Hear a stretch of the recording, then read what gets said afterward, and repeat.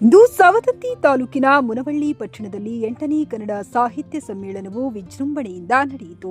ಕನ್ನಡ ಸಾಹಿತ್ಯ ಪರಿಷತ್ತು ಸವದತ್ತಿ ತಾಲೂಕು ಘಟಕದ ವತಿಯಿಂದ ಫೆಬ್ರವರಿ 21ರಂದು ಮುನವಳ್ಳಿ ಪಟ್ಟಣದ ಶ್ರೀ ಪಂಚಲಿಂಗೇಶ್ವರ ದೇವಸ್ಥಾನ ಆವರಣದಲ್ಲಿ ಈ ಸಮ್ಮೇಳನವನ್ನು ಆಯೋಜಿಸಲಾಯಿತು. ಬೆಳಗ್ಗೆ 8:30ಕ್ಕೆ ಶ್ರೀಮತಿ ರೇಣುಕಮ್ಮ ತಾಯಿ ಎಲಿಗಾರ್ ಕನ್ನಡ ಪ್ರಾಥಮಿಕ ಶಾಲಾ ಆವರಣದಲ್ಲಿ ರಾಷ್ಟ್ರಧ್ವಜಾರೋಹಣವನ್ನು ಸವದತ್ತಿ ತಹಶೀಲ್ದಾರ್ ಮಲ್ಲಿಕಾರ್ಜುನ್ ಹೆಗ್ಗಣ್ಣವರ್ ನೆರವೇರಿಸಿದರು.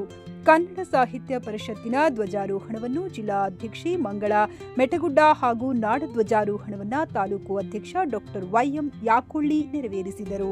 ಭುವನೇಶ್ವರಿ ಮೆರವಣಿಗೆ ಹಾಗೂ ಸಮ್ಮೇಳನ ಅಧ್ಯಕ್ಷರ ಮೆರವಣಿಗೆಗೆ ಟಿಎಪಿಎಂಸಿ ಅಧ್ಯಕ್ಷ ರವೀಂದ್ರ ಎಲಿಗಾರ್ ಮತ್ತು ಪುರಸಭೆ ಅಧ್ಯಕ್ಷ ಈಶ್ವರ್ ಕರಿಕಟ್ಟಿ ಚಾಲನೆ ನೀಡಿದರು. ಸಾಹಿತ್ಯಾಸಕ್ತರು, ಗಣ್ಯರು ಹಾಗೂ ಸಾರ್ವಜನಿಕರು ಹೆಚ್ಚಿನ ಸಂಖ್ಯೆಯಲ್ಲಿ ಭಾಗವಹಿಸಿ ಕಾರ್ಯಕ್ರಮವನ್ನು ಯಶಸ್ವಿಗೊಳಿಸಿದರು.